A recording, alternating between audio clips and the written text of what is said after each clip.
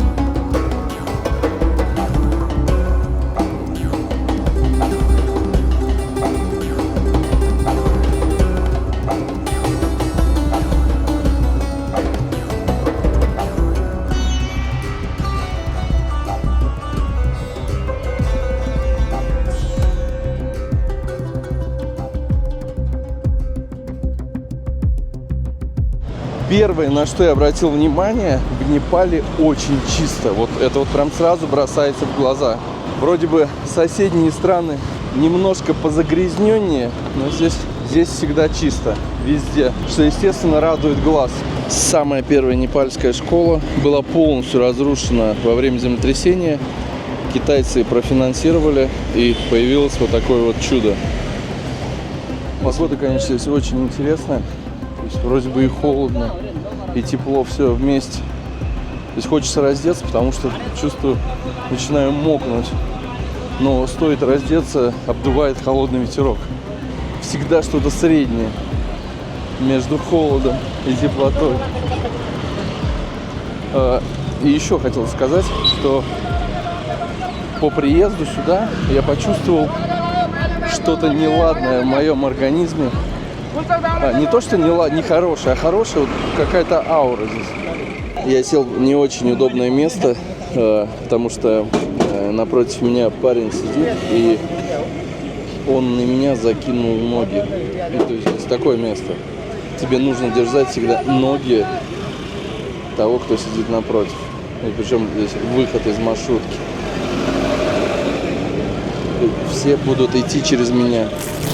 Не очень комфортное было сиденье, потому что все в Непале маленькие, и получается было нехорошо. Еще плюс к тому же я сел, оказывается, на женские ряды, там значок был, но мне потом показали. Ну, никто не обиделся. А направляемся мы сегодня к Кумари, и поможет мне в этом местный гид, знающий свое дело, он же коллега, он же гид, в общем, просто хороший человек, Промеш. Здравствуйте, мы сейчас направляемся на благословление получить от Зивая богини. Зивая богини, в Непале мы говорим Кумари. Кумари слово переводится девственница. И вот такая маленькая девочка, которая для нас богини. Вот это богини, на самом деле, 4 Непали. Знаете, мне придется немножко наша история рассказать. До 18 веке в этом долине 4 королевские территории были. Этом территории, этом долине. Вот 4 король, 4 Зивая богини означали для себя. Вот удивительная такая культура. Король молился одного богини, называется Талезу. Талезу это королевская богиня. Когда я говорю вам королевская богиня, так тоже бывает разве богини чей-то бывает? Да, в Непале бывает. В Непале каждый ветка, каждый люди, у них есть своя бог, своя богиня. Вот мне хочется сказать, в Европе говорят семейный доктор. Вот так же семейный бог, семейной богини. Такой принцип есть. Вот этот Талезу богини относится королевская семья, вот они означали это живая богини, как ихни богини, и они поклоняли каждый день. Вот такая богиня сейчас увидим. Мне хочется еще рассказать, каким образом это богини выбираем, как это, чего, откуда это, чего. Короче, у нас есть кастовая система. В первом касте есть такой каст Сакке, Баджарачарья. Вот они читаются от Будда. Вы знаете, Будда, Сакьямуни Будда.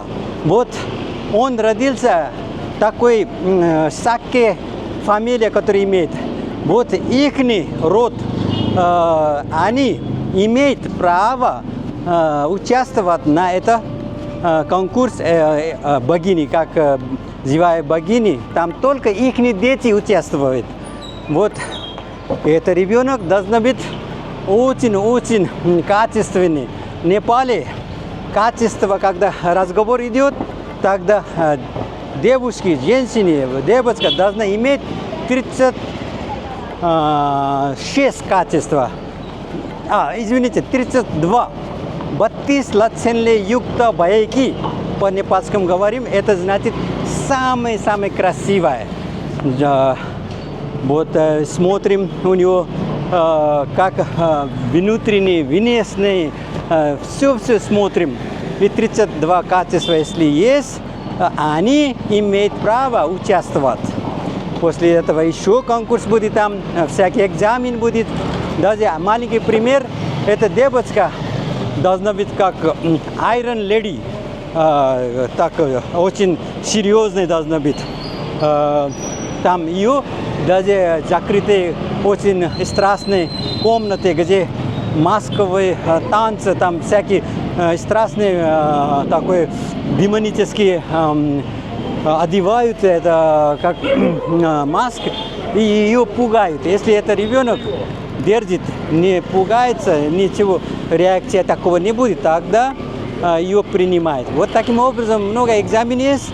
Последние, самые лучшие девочки, например, трое появится.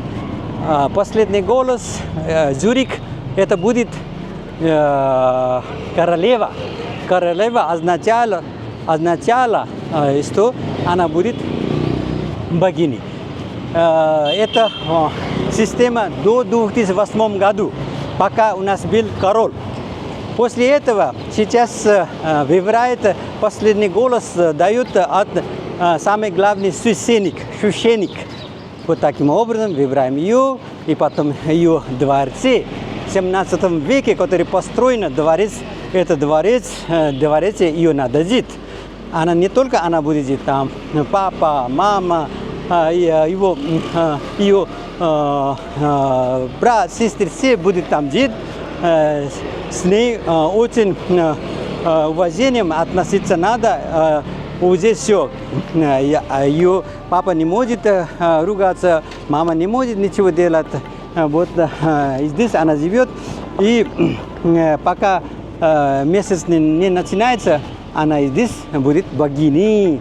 Вот коротко я рассказал. Еще подробно я расскажу вам. Спасибо. Мы зашли попить чаю, обсудить, как себя вести. В общем, снимать здесь по факту нельзя. Но при наличии денег родители божества могут на это закрыть глаза. То есть деньги – это как проходной билет даже среди богов. Можно было сейчас войти сбоку, но коллега говорит, нужно через главный вход входить, чтобы не оскорбить божество. Вот там, Лалитпур Living Goddess. Территория храма предоставляется государством. Я так понимаю, это все к ней. Есть специальные часы приема, то есть просто так к богине не попасть. Каждый, кто приходит, делает какие-то донаты. Это или деньги, или, я не знаю, вещи, игрушки, общем, все что-то дарят, чтобы получить благословение богини. Пока коллега пытается договориться, расскажу вам. В общем, богиня, до тех пор богиня, пока у нее не начнется менструация. То есть с первой кровью статус автоматически теряется. Это может быть менструация, это может быть вырванный зуб. То есть первая кровь, начало конца. По секрету всему свету, опекуны очень жадные у божества, нам сказали. Пытаемся зайти вместе со всеми. То есть камера будет работать ровно до тех пор, пока не дадут запрет, а дальше будет уже попытка договориться.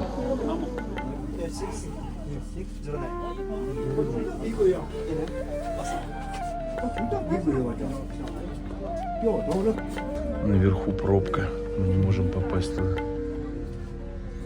Здесь за шторами ванная или помывочная. Обязательно нужно мыть руки.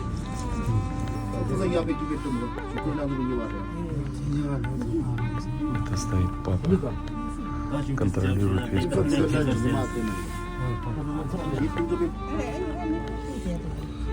Богиня на меня смотрит, короче. 4 года она уже сидит. Это общеизвестный факт.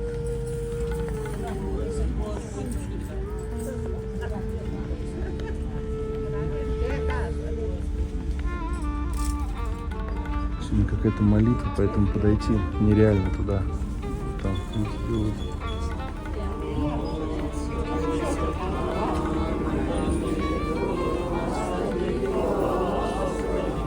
Она на меня так смотрит серьезно.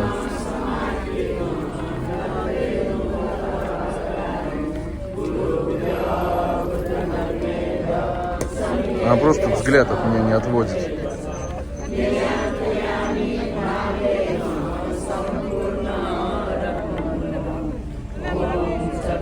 В общем, мне не по себе, она на меня смотрит.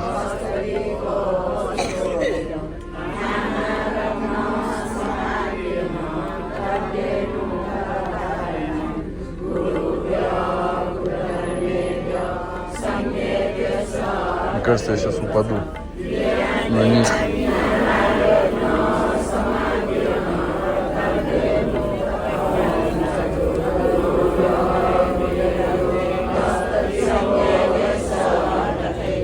Вот так вот выглядит эта девочка. Выглядела. Сейчас она, конечно, намного старше. Ну, взгляд у нее очень серьезный. Мне аж как-то даже не по себе стало. Я понимаю, что это часть процесса, но очень серьезно смотрит. Папа наблюдает.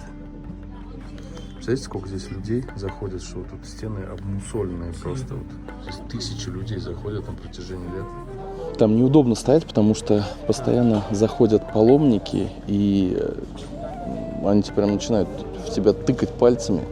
Типа, все, посмотрел, уходи. Сами видели, на полу сидят, читают молитву, там какие-то жертвоприношения делают. Потом в конце папа спалил, что я снимаю на телефон, и начал нервничать. То есть фото-видеосъемка, она запрещена.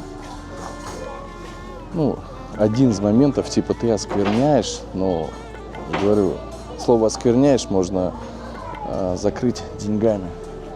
Здесь даже при наличии денег ты сейчас не подойдешь туда, потому что много читающих молитву.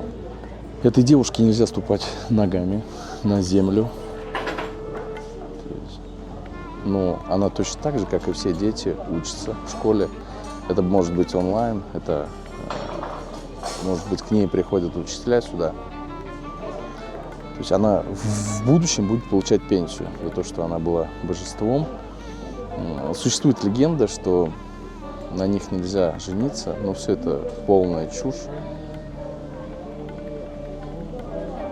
В будущем это обычная девушка, она может быть врачом, телеведущим, моделью красоты, кем угодно. То есть она может выходить замуж, разводиться. То есть это обычный человек. Но, по-моему, они получают до конца жизни пенсию. Такое двоякое мнение у меня сейчас по поводу всего этого процесса. Но оставлю его при себе, как говорится, потому что в чужой монастырь со своим уставом не ходит. Папа очень тщательно смотрит за всеми, кто заходит, и внегласно дает понять, что нужно пополнить тарелочку. Чем больше нулей, тем на тебя лучше смотрят. Вся семья проживает здесь. Абсолютно вся. Ни мама, ни папа не работают. То есть мама стоит внутри, возле девочки, папа стоит снаружи. Наверное, это вслух нельзя говорить, но вот сам вход и до того места, где сидит божество, просто все замусольное, засаленное. То есть какая-то придорожная кафешка там выглядит почище. А может быть, не вправе это говорить, но годами люди собирают деньги, не облагаются. Ну, божеству могли бы и почище сделать тропу.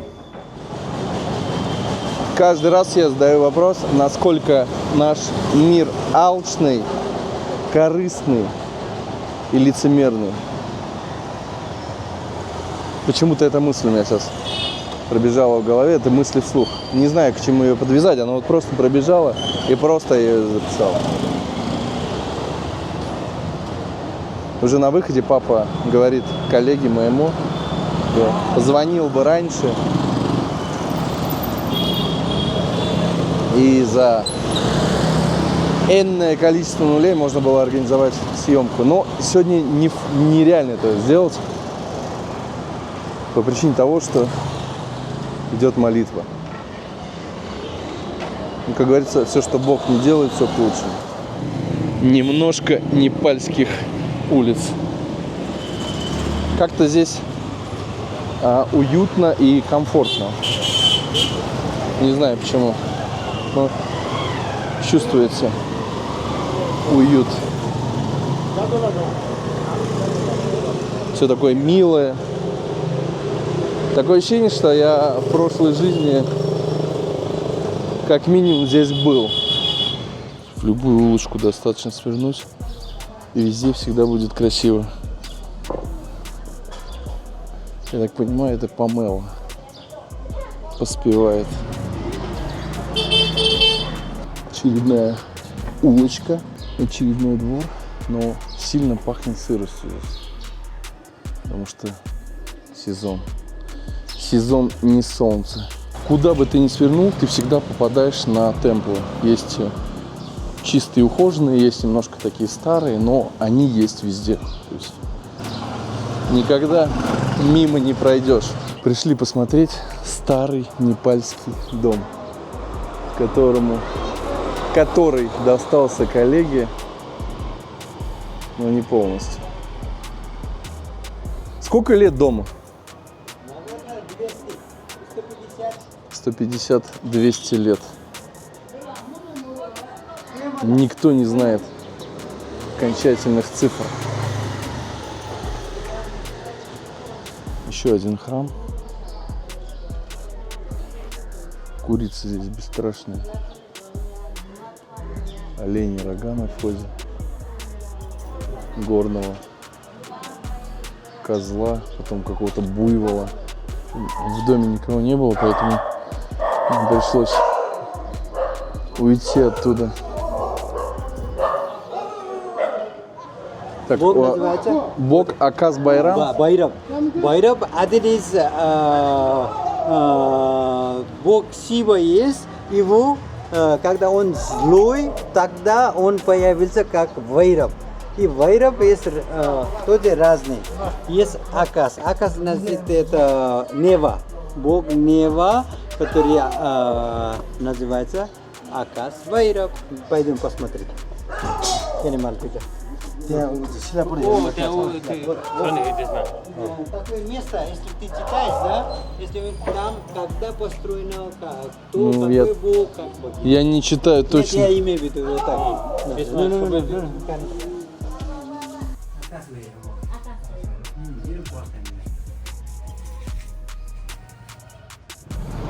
Если вы увидели цветы, ну вот видите, в данном случае какой-то камешек,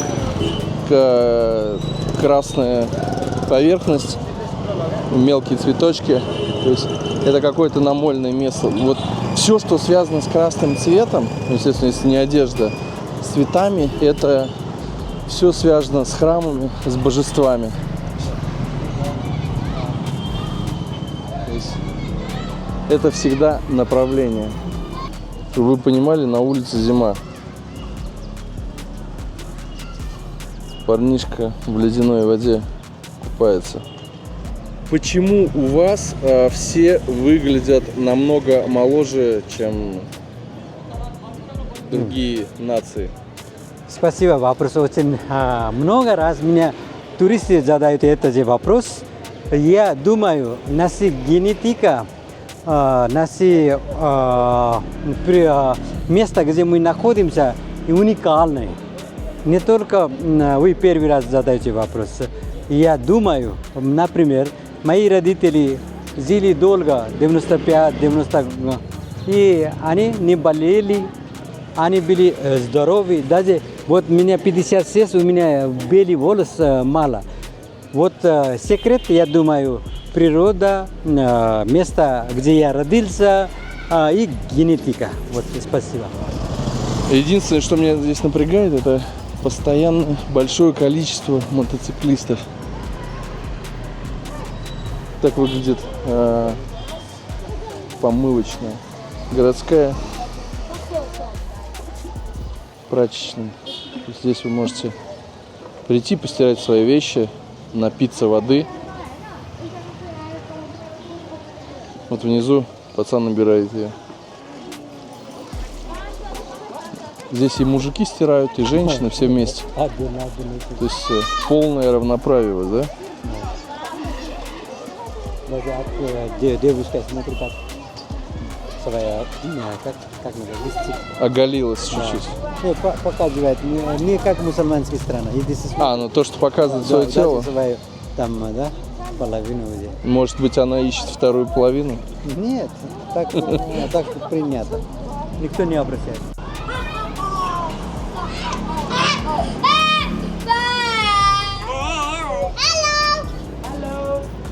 Hello. How are you? I'm fine. Why you are not in the school? Not color. Holiday. Chandani. Holiday, yeah? Yeah. Два треугольника. Именно так выглядит флаг Непала. Единственный в мире, между прочим. Выполненный в таком формате. Когда подходите к темплам, нужно по часовой стрелке обходить. То есть против нельзя. Здесь видно, проходит какое-то мероприятие. Казаны, кастрюли, скопление людей. Очередной храм. На входе вот такие дедушки сидят. Читают молитвы за энную сумму. Дают благословение. В общем, наставляет вас на путь истинный.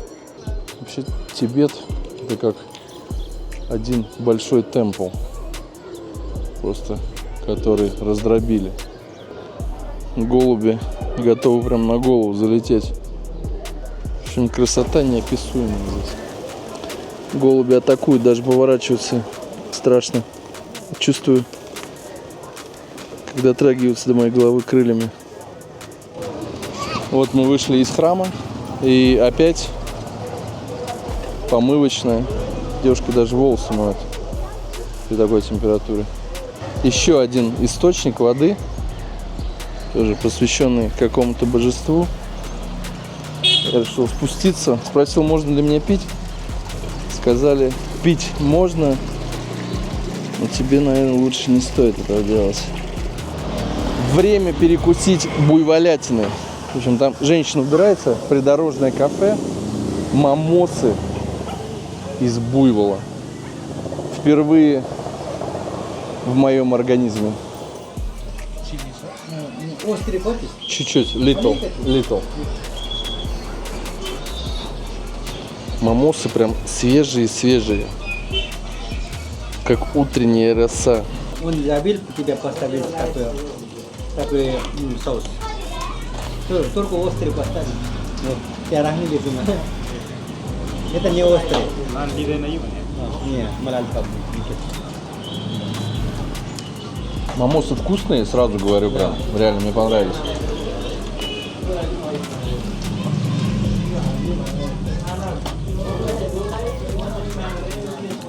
Это мамосы. Свежак. Прям при нас их сделали. Тетенька вытащила фарш из морозилки.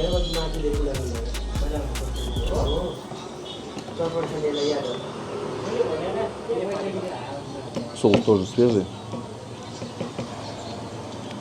Все первой свежести. Ну а теперь мы отправляемся в храм живых, но можно сказать мертвых при жизни. То есть отправляемся в то место, куда люди едут умирать, доживать свои оставшиеся дни. Место это называется Пасу Патинат. В общем, там, где кремируют людей. Я сейчас не буду туда наводить камеру, потому что YouTube не любит такие вещи. То есть слева от меня очень-очень грязная река, куда скидываются останки человека один в один, как в Варанаси. Ну, сейчас иду и чувствую этот запах. Он мне напомнил поездку в Варанаси, когда я поселился над крематорием и до 3 ночи не мог уснуть. Тот самый мост, тот самый дым. Человек, конечно, интересное существо. Смотрит, как другие умирают. Человеку даже в этом случае какие-то зрелища нужны. Сейчас внизу происходит процесс кремации, и неприятный звук издает какой-то инструмент в виде ракушки большой. То есть последняя мелодия, которую услышит мертвый. Мы сейчас заходим в этот храм. Зашли в комнату. Это при храме, гостиница, ну я не знаю, как это можно назвать. Отель, гостиница, то есть общежитие. Вот места. Вот бокс для донатов. Это огненный кислород. Так вот выглядит комната, где 2 человека живут. Ну и когда-то в будущем они умрут.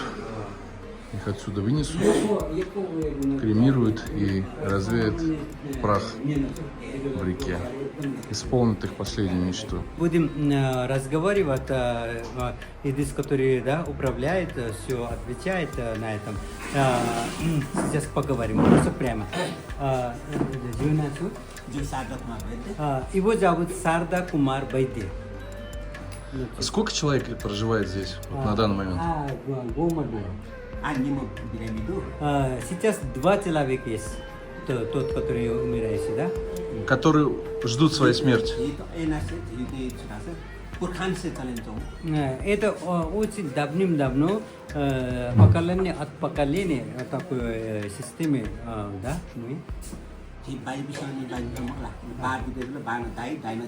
Это работа даже ему передана не так, как на работе взяли.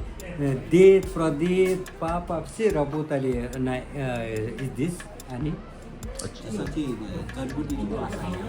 Мы здесь используем только травами, там народная медицина используем.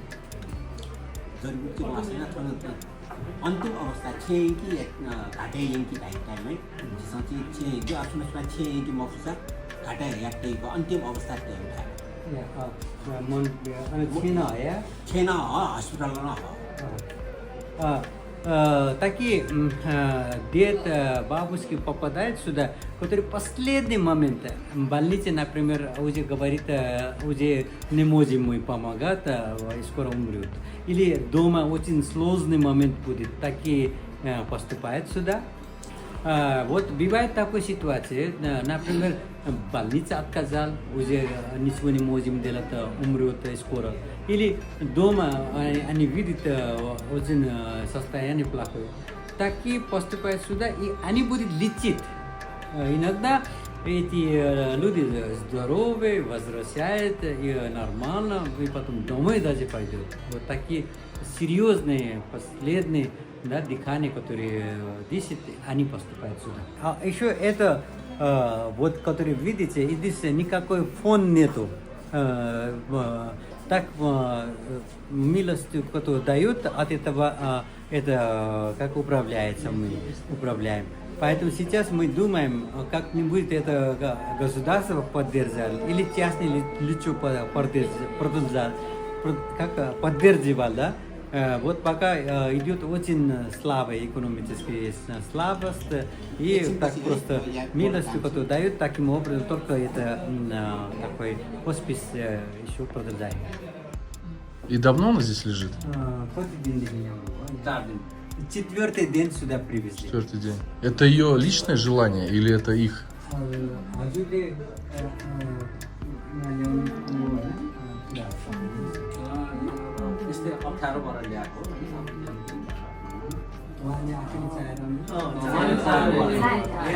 Вот он привез сюда, потому что мама очень хотела, чтобы здесь был. В последнее время. Сколько маме лет? 77. Я ему говорю, объясни, что для меня это непривычно им.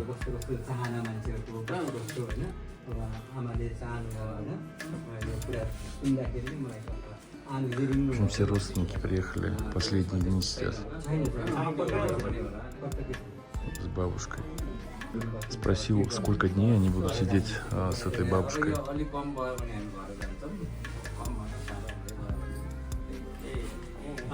Он прямо сказал, пока если здоровье будет хорошо, они доктор, он же доктор, лечиться будет. А если никак умрет, тогда и здесь оставляем. А умрет, так делаем. И если хорошо, мы домой забираем. То есть, когда человеку прям вот-вот становится плохо, его сразу сюда везут, если есть возможность, чтобы умереть на берегу реки. Здесь тебя кремируют сразу.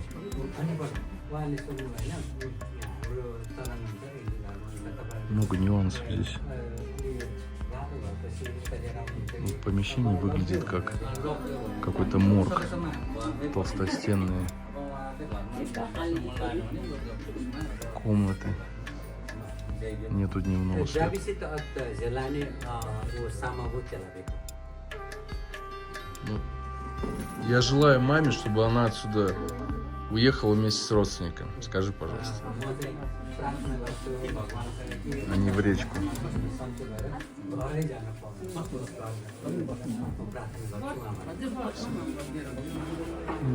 Почками болит. Умирает?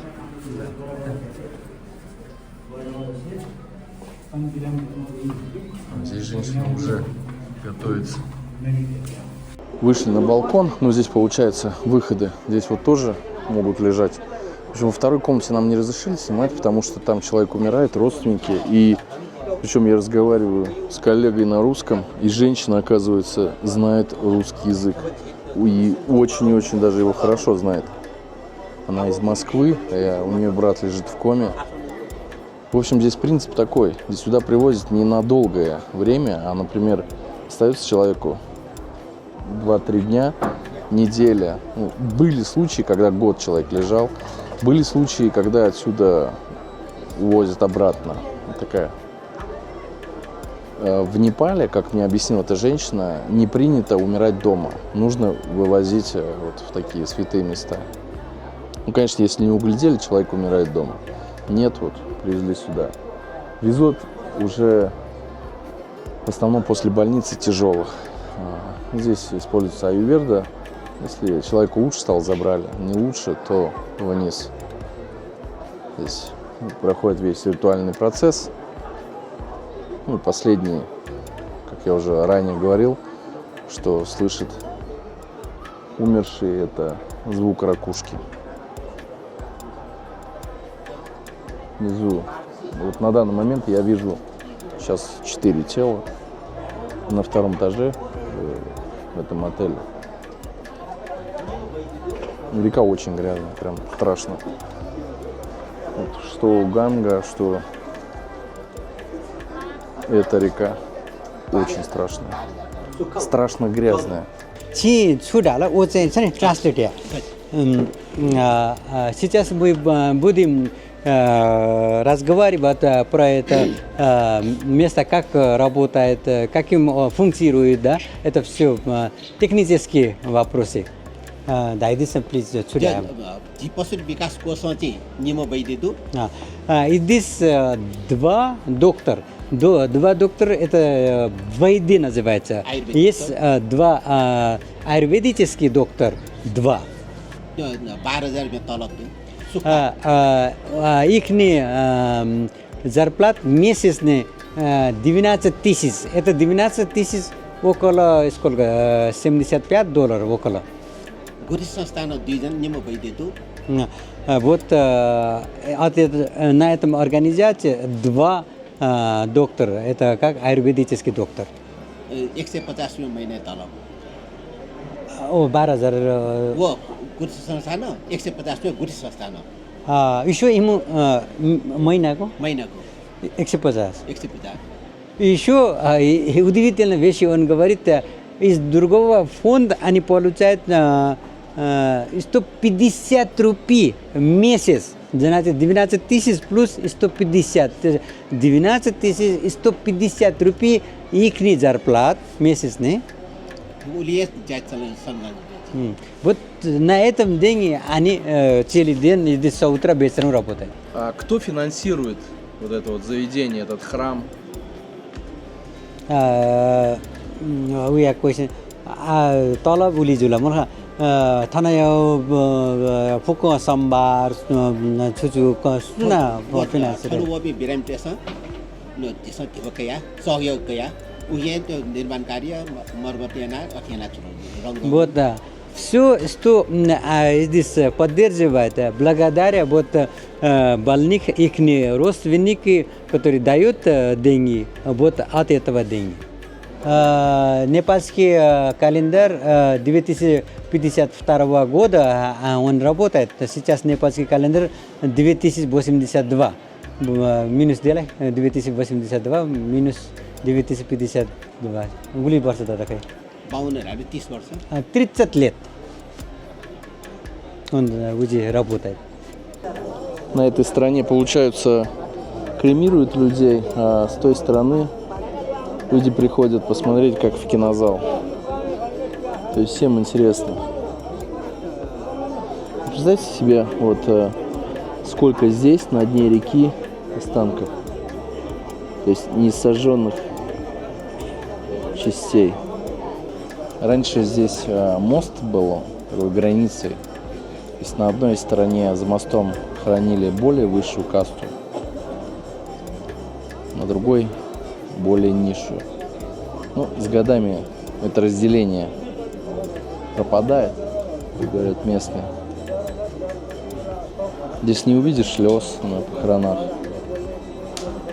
Здесь просто все молча смотрят. Вот сейчас внизу, передо мной, 1, 2, 3, 4, 5 тел лежит. И эта река дальше соединяется с рекой Гангой. То есть сколько стоит похоронить человека, вот так кремировать здесь?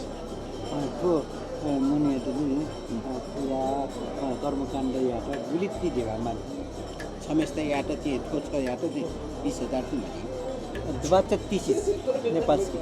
20 тысяч непальских денег, это где-то $150. Да. Чуть меньше $150.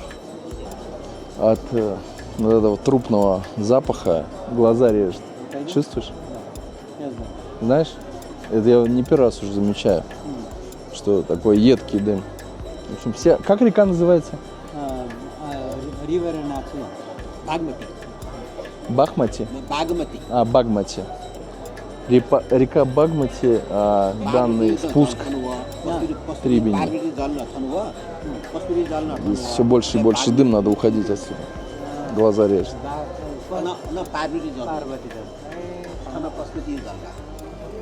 Решили погулять вдоль набережной. Здесь тоже много таких кремационных точек. Сейчас, похоже, время такой час пик. Прям подвозят и подвозят. Везут без остановки. Это обязательный обряд. То есть этот человек непосредственно связан с умершим. Это самый близкий родственник. Вот, он кого-то сейчас похоронил, поэтому его бреют. Так, ну и в конце вот здесь вот есть такое вот помещение, куда люди после похорон приходят, 13 дней читают молитвы, в общем, отдают себя молитвам. Жуткое место, если честно. Планета Земля большая, поэтому все мы разные. Все мы очень разные. Те самые комнаты, где проживают.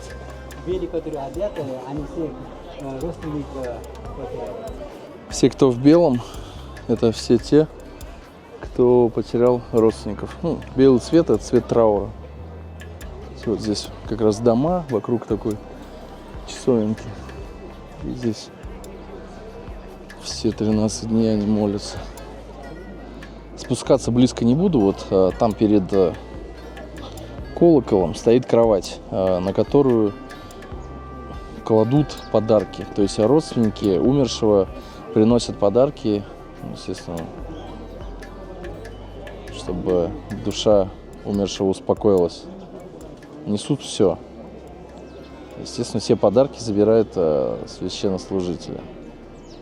То есть он как проводник в тот мир. 13 дней все вдыхают этот запах трупный. 13 дней. Как раз тут, в принципе, от того места, где сжигают, 200 метров.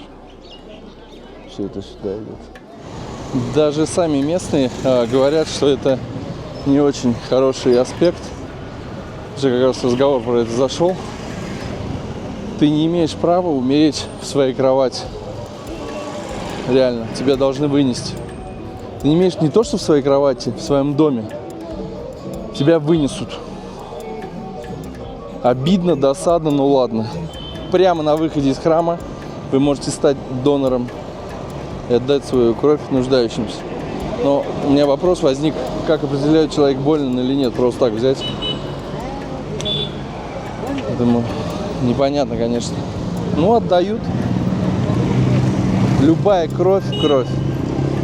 Впереди еще один храм, где сидит мальчик. В общем, он не уча. В общем, он знает много языков, но он их не учил. То есть такой божественный дар, его изучали. И говорят, что есть какая-то божественная сила, которая ему разрешила. Мальчика на месте нету, но в 4:45 он должен быть. Но опять же, это не стопроцентная гарантия. Поэтому, ну вот как раз вот он, его фотография. Мальчик, который знает много языков. Ну, как и везде, все идут против по часовой. Сколько ему лет? 15 years. 15 лет ему. 15 лет? Но это больше 20 языков он знает. 4 years को हुँदाखेरि यो डिजाइन गर्दैन अर्को भन्छु काग बाब्रुस Больше 20 языков знает он? तपाईँले भन्न सक्नुहुन्छ 20वटा भन्दा बढी ल्याङ्ग्वेज जानेछ उहाँले अहिलेसम्म चाहिँ उहाँले 8-10 वटा भाषामा चाहिँ लेख्नु भएको छ हैन उहाँले अब यति नै भनेर 80 языки он написал, но 20 это не знаю. Он тоже На 80 языках он пишет? Да. अब उहाँलाई चाहिँ कतिवटा भाषा जाने इंग्लिश छैन इंग्लिश छैन ओ इंग्लिश दबाई सुधा न यो त कपिरुई पक्कु पाइ याद नभयो उहाँ इच्छुक हुनुहुन्छ भने एउटा कति पर्छ उहाँहरूलाई पैसा नभए पनि हुन्छ कि पोलु गातो भयो करुची काकुई दिलाई चाहिँ अल्कोहल ताक चाहिँ अनि यता पेरवी यता रोस पेरवी Перемол. Да, перемол, там потом морца, там как что-то добавляет, да? В общем, это местное пиво. Local beer, yes? Да. Local beer भन्दा है मैले. Сейчас нам покажут, как его делают. Делают его вот в таких вот аппаратиках. Там все просто. Что-то куда-то заливается. Не успеваю следить за тетенькой.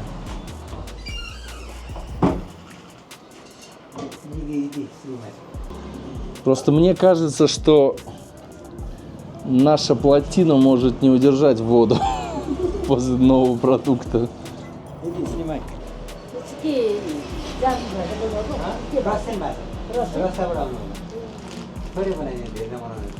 Я чувствую, пахнет брагой прям. Вот реальная брага.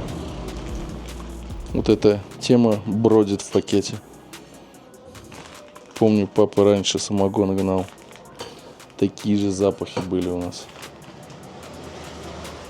Так, и все это заливается горячей водой. Это есть или пить надо? Это пить надо или есть? Пить? Что за там жидкости? 20 грамм.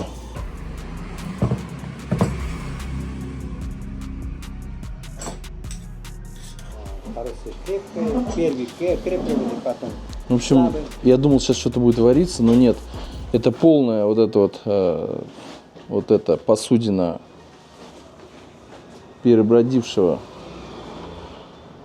какого-то зернового. В общем, сюда добавили кипятка и сказали пить через эту трубочку. Сейчас я опишу точно. Не могу пока.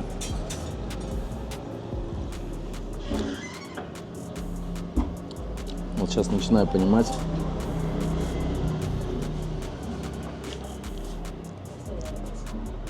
Ну как? Вот когда осталось вино в стакане, и ты вот этот стакан споласкиваешь и пробуешь, пригубляешь, вот так то же самое, один в один похоже на это. Нету какого-то резкого вкуса. Вот с каждым глотком все больше и больше алкоголя. Это я уже начинаю чувствовать.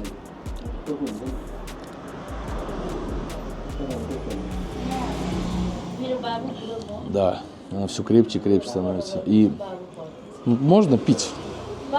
Когда нечего пить, это можно пить. Смотрите здесь. Чтобы зажигалки не воровали, что делают? Ее просто прикрепляют скотчем, изолентой к бутылке с водой, чтобы ты крышку не открутил, не слил воду. То есть хочешь украсть, засунь в карман. Очень брага, теплая брага. Да, она все крепче становится. Мне кажется, после такого напитка, вот как после вина пьешь, потом встать невозможно. Ноги отказывают. А сколько стоит такой напиток вот этот вот? 200 рублей. А сколько его пить надо раз, наливать воды? Пока тебя... То от одной можно опьянеть? Да. Yes? От одной. В общем, сюда можно наливать столько воды. И прям финиш. Зависит от тебя. В общем, можно финишировать.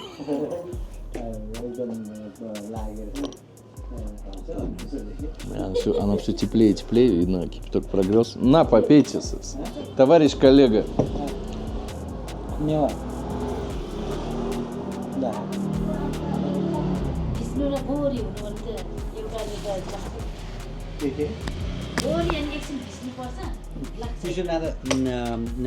Еще надо несколько минут, чтобы поставить, и потом крепко будет говорить. Я уже чувствую крепость, она уже прям чувствуется.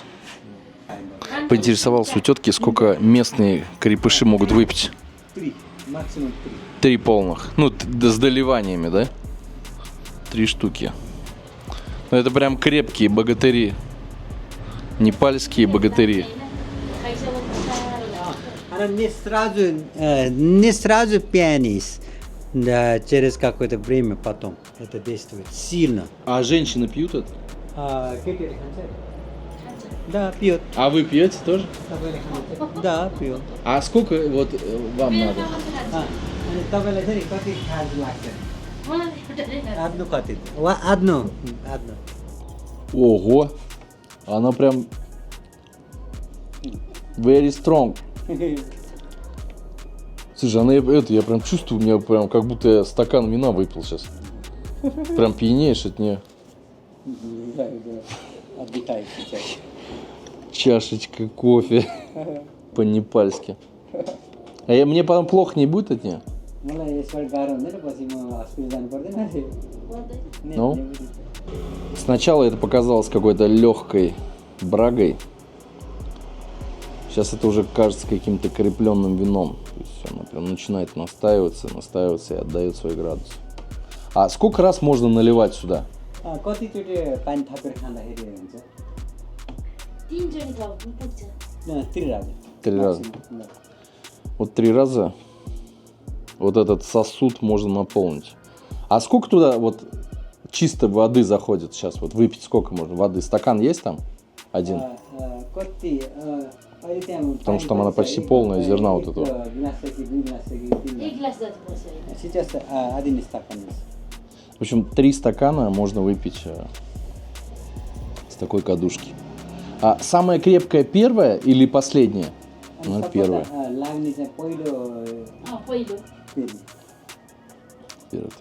То есть сначала тяжелая, средняя. Так как мы сказали, там мало поставили, да, роз. Если она поставили полный сюда роз, там даже стакан вода не будет. Там от этого рост будет, как называется, сок или как это еще крепкий будет, говорит она. Поэтому тебе это 1 стакан, даже там пол стакан вода и пол это все от рост, который идет, очень крепкий. Это местное пиво называется так? Скажем, это местное пиво, местный, как ты говоришь, кофе, местные напитки, как вот, но дает как крепкий, как называется? Градус. Капуста, цветная капуста, ихний лист, это все маринуем. После этого сусим. Это витамин С, очень много получаем. Вот это называется гундрук. Сусим и потом как для борщ ты готовишь, да? Там поставишь, что для кисло делать, что поставишь ты? Чтобы кислое было? Томатную пасту, кислую капусту. Вот это кислые капусту, как думаешь? Так. В общем, гундрук. Тетеньки сушат на улице. Прям вдоль дороги. Чтобы вкуснее было. Уезжаем отсюда. Отсюда. В общем, сегодня, так как праздник, тибетский Новый год, все сегодня наряженные, красивые. Девушка наряженная, красивая. Все его празднуют. Все в бусах. Блин, я с этой штукой похож на Хануман. Хотя они еще умудряются в маршрутке везти 2 мешка по 100 килограмм зелени. Самое веселое работает у него. Вот он постоянно в открытое окно вылезает и смотрит. Он всегда стоит, он никогда не сидит, потому что за места нужно платить, а он не платит. Я пытался помочь поднять этот мешок, но он больше сотки весит. Вот тетка просто взвалила и поперла.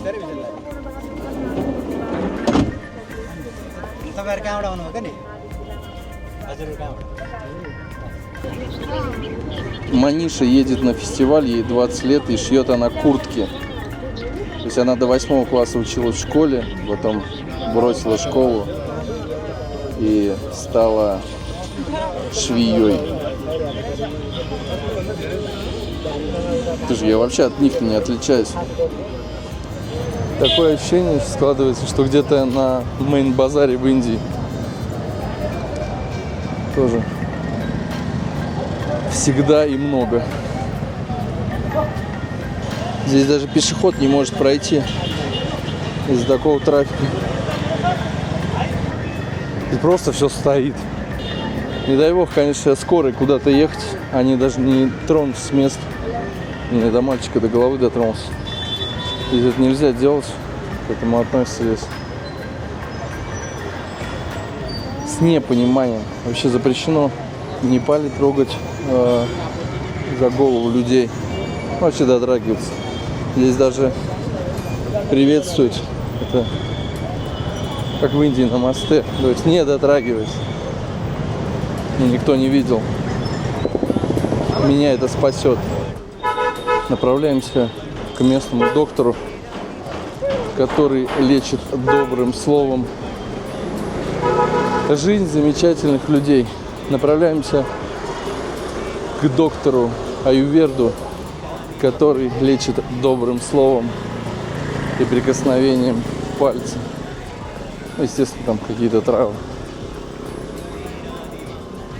Наша цель – вылечиться.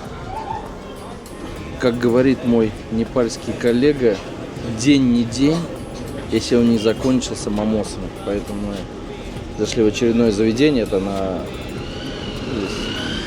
Дворцовая площадь. И ждем мамос. То есть это обычай, который я не обязан, то что не обязан, не должен нарушать. В общем, за мамосами в Непал всегда. Их здесь умеют делать. Средняя зарплата по Непалу 120 баксов. 2026 год. $120 зарплата. А минимальная тогда сколько? Да, есть так как $50. $50.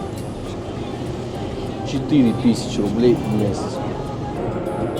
Я весь день наблюдаю, здесь проблемы с интернетом у людей, с мобильным даже, потому что вот мы сейчас сидим в заведении, чтобы оплатить по QR-коду, люди постоянно просят пароль от Wi-Fi, ну, там, кто на кассе сидит, чтобы оплатить, то есть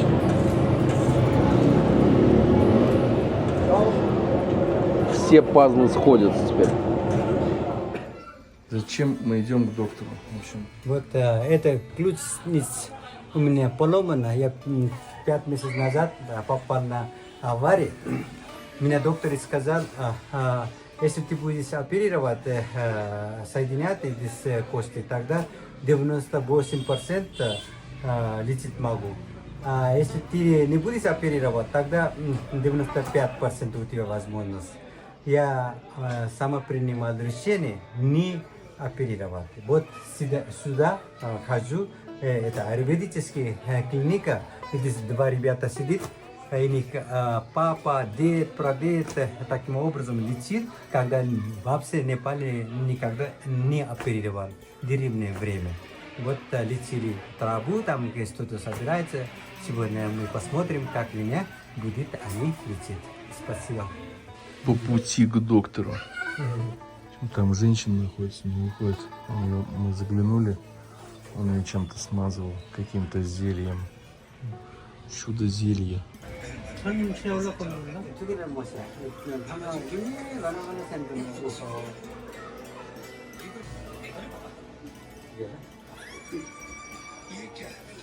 इस लिस्ट में वेज नॉन वेज मिलाकर 108 किस्म के खाने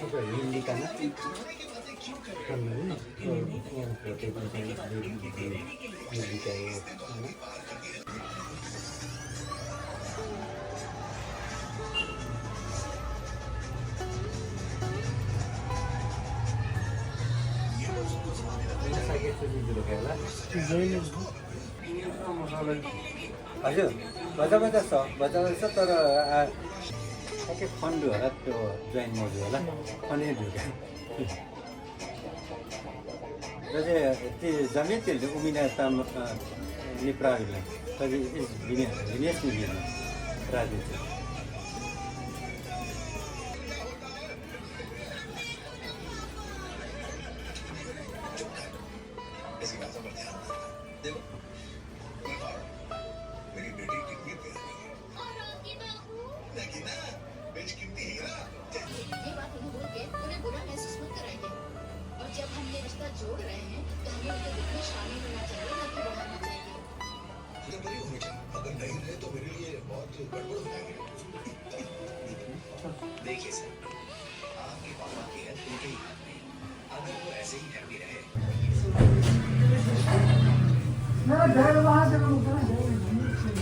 Попытка попасть в туалет. Но здесь света нету, и здесь я что-то первый раз такие туалеты вижу. Блядь, для какого возраста это? Блядь, тут шевелится. Не пойму, что тут происходит. В общем, я здесь по пояс. Первый раз такие туалеты.